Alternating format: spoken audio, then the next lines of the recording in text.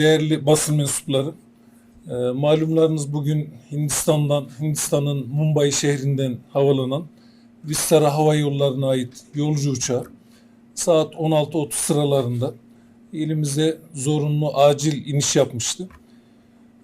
Uçağın havalanına inmesiyle beraber biz gerekli bütün tedbirleri almıştık. Hem Afet Müdürlüğümüz, Emniyet Müdürlüğümüz, UMKE ekiplerimiz, Sağlık Müdürlüğümüz, Büyükşehir Belediye'miz, itfaiye ekiplerimizle beraber tüm tedbirleri almış bir şekilde uçağı karşıladık.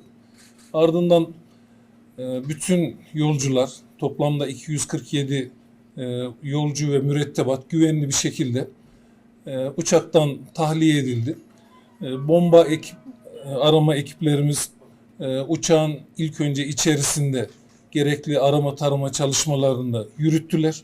Ardından da uçağın bagaj kısmındaki bütün yolculara ait bavullar, bagajlar indirildi. Onların da hem X-ray cihazından hem de arama köpeği marifetiyle arama çalışmaları tamamlandı.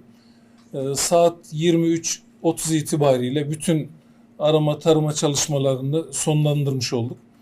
Yaptığımız çalışmalar neticesinde bomba ihbarının asılsız olduğunu tespit ettik.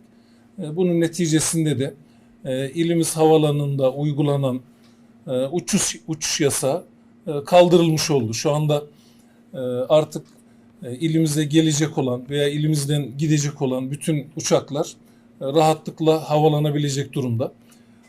Yalnız Hindistan menşeli uçak şu anda hala havalanımızda durmaya devam ediyor. Çünkü uluslararası uçuş kurallarına göre pilotların belli bir süre uçuş imkanları var. Onlar da bu süreyi tamamladıkları için şu anda istirahate çekilmiş durumdalar. Yolcular havalanımızın dış hatlar terminalinde istirahat ediyorlar. Onların da bütün ihtiyaçları karşılanmış durumda. Yarın saat 7.25 gibi Hindistan'ın Mumbai şehrinden yeni bir uçak gelecek.